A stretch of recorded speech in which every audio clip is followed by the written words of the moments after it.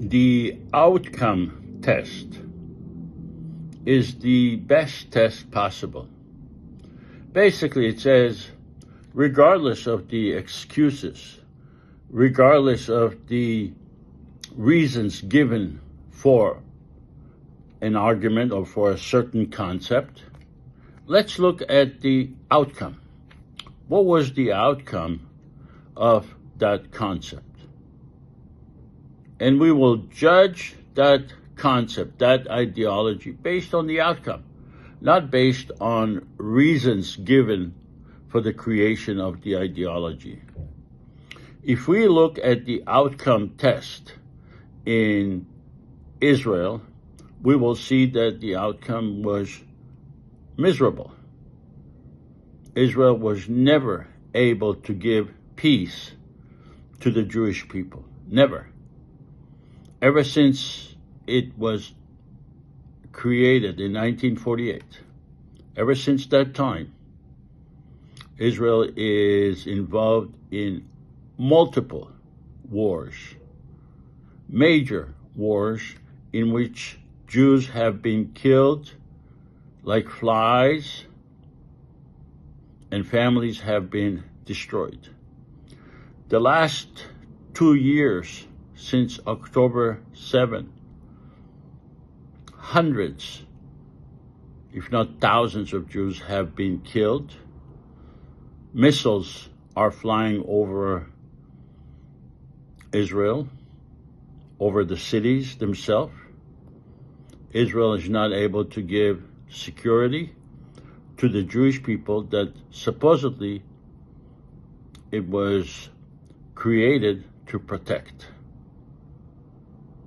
The last 2 years is not over.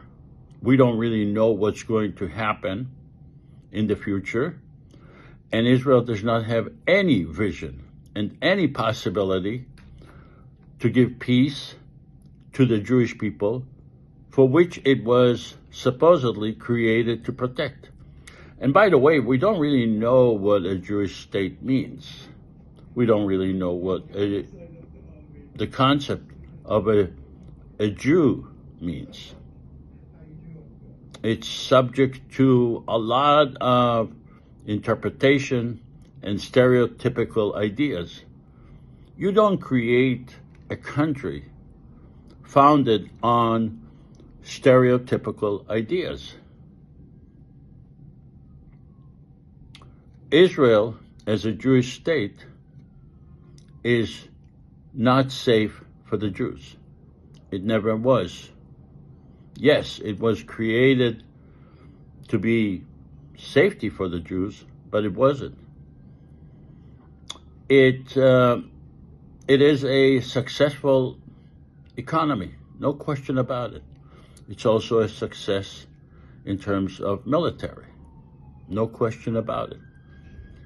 But despite all of these successes, it is a major failure in the principal reason for which it was created, which is to give safety to the Jewish people.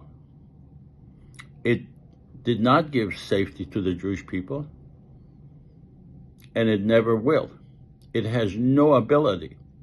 There is no possible reason for the Palestinians who are not Jewish to support a Jewish state. Not to mention the ill feeling that the Palestinians have, justifiably so, against the Israelis for what they have done to them during the Nakba and before and after the Nakba, during the occupation and the apartheid. But there is no possible reason for them to accept a Jewish state, and they will always resist a Jewish state.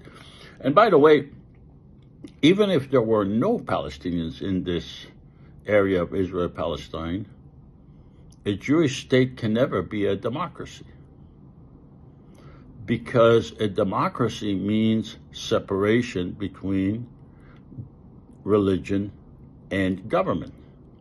And when you incorporate religion into the government, It is against the principle of democracy.